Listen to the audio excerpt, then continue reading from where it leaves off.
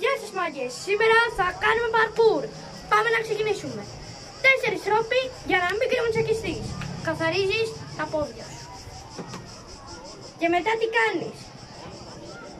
Το κοτοπόλο!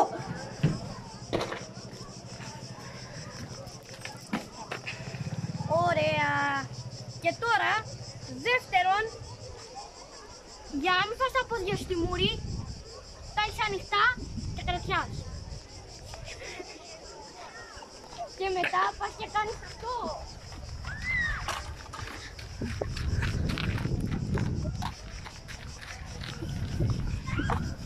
Τρίτον, τρέχεις από εδώ.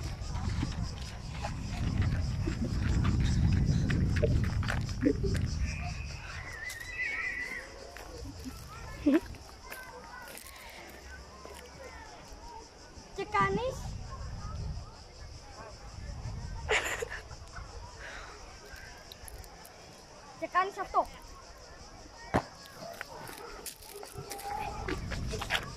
Τέταρτον,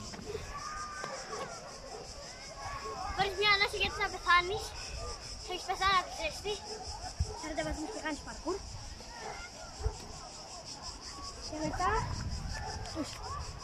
Και μετά κάνεις αυτό.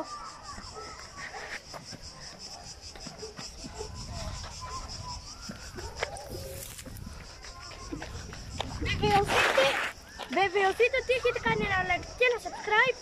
Και αν δεν έχετε κάνει, σπάστε τα.